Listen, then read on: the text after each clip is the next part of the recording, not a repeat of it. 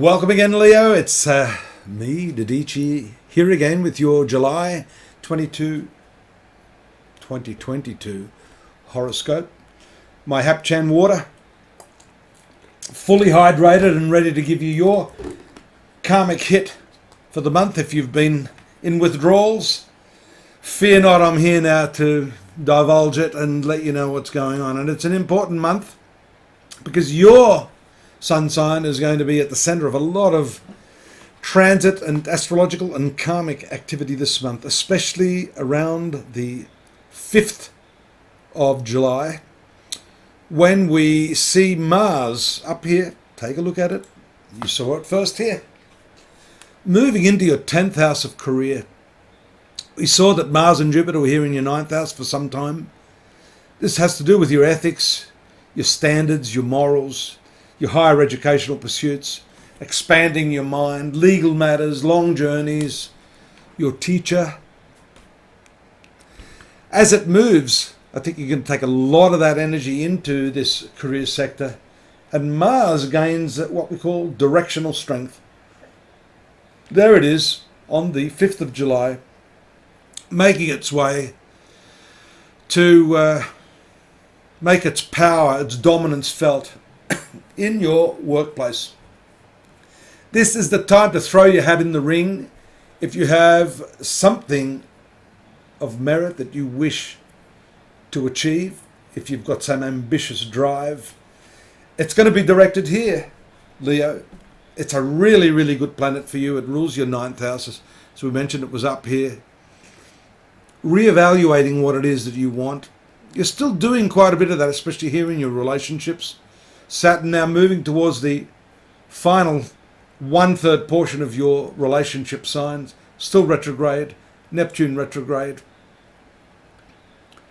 And later there's another important retrograde planet which we're gonna point out. But the important lunar event this month, again talking about your work. And there's going to be, check the blue line that takes place here on the 14th. As the moon moves into this 6th house. 6th house is your work activities, your work environment, your co-workers, your service. It's also got to do with your health. There's the full moon there. And it's a very, very intense one, I might add, because it takes place next to that transformative retrograde Pluto. That's the other one I wanted to look at before. Mercury is also involved in that. The Sun and Pluto show us very, very clearly the underhanded, sometimes compulsive nature of the people that you're dealing with, maybe in your workplace.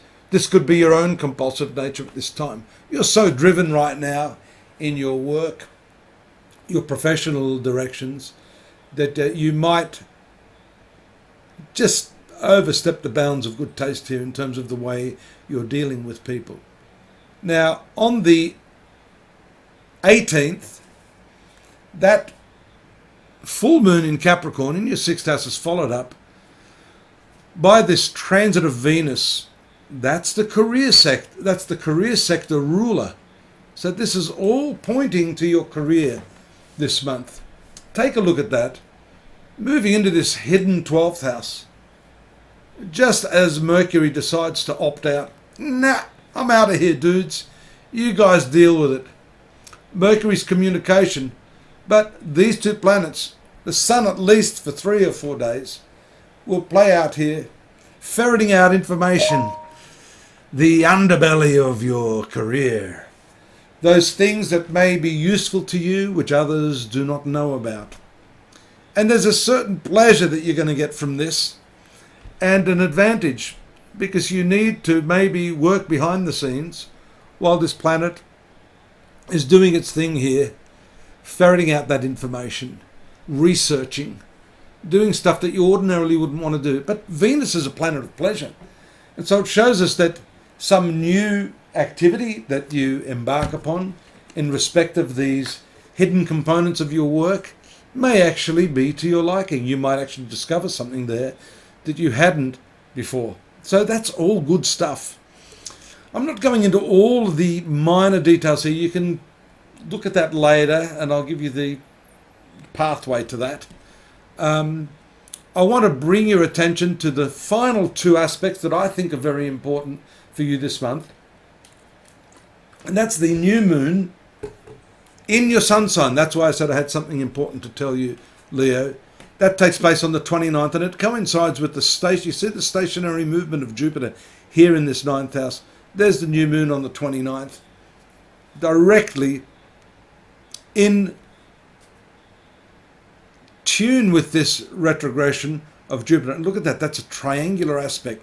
So that can actually work to your advantage. Don't be afraid to use the research orientated Venus in your 12th house, along with that new moon in your sun sign and the retrograde Jupiter, the expansive planet, going, hang on a sec, to expand, I have to go back in time maybe, I have to review some stuff, I have to maybe even go back and relearn some stuff, maybe new stuff, whatever.